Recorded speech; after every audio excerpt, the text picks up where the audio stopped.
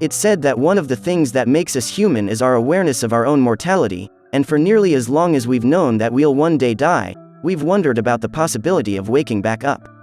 Stories about resurrection and immortality are found in countless religions and myths, and in recent years, many of these stories have hinged on the idea of cryonic preservation, freezing a body and then reanimating it in the future. If it worked for Han Solo, Captain America, and Fry from Futurama, why can't it work for us? Optimism is important because cryonic preservation and reanimations are 100% not possible today. But we're not at the zenith of all of our knowledge right now, and we certainly have more to learn and to discover in the future. For most of human history, people generally agreed that there's no way to save someone whose heart has stopped. Based on that premise, that someday, science will find solutions to biological damage that's irreparable by today's standards, the aim of cryonics is to keep bodies in a stable, preserved state until the necessary medical technology arrives. Even to its staunchest adherents, cryonics isn't a guarantee, it is an ambulance ride to a future hospital that may or may not exist. We're definitely going to die, so if there's even an outside chance of prolonging life through cryonics, there's nothing to lose and potentially a second lifetime to gain. When someone who's made arrangements to have their remains cryonically preserved is declared dead, a medical team cools the body with ice water and keeps the body's tissues oxygenated. The ice-cold body is put in a hermetically sealed container and flown to the cryonics facility. At the cryonics facility, the team puts the body on a machine similar to a heart-lung bypass, circulating the blood and maintaining oxygenation.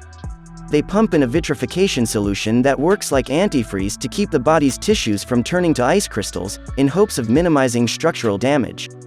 Then, they slowly cool the body to -320 in a liquid nitrogen vapor chamber. Once it's cold enough, the body is transferred to a thermos-like tank of liquid nitrogen, where it'll stay for the foreseeable future.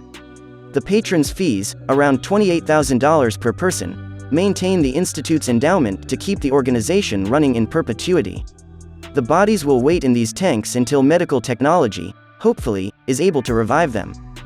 There are animals that can survive being frozen and thawed, like Canadian wood frogs, but these organisms have evolved specifically to handle the pressures of freezing temperatures in a way that our bodies simply haven't.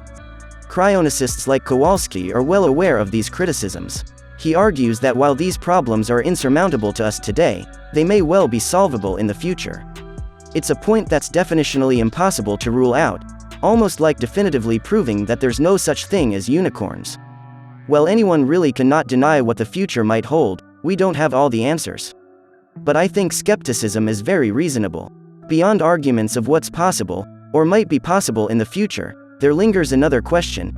Even if you could be brought back, would you even want to?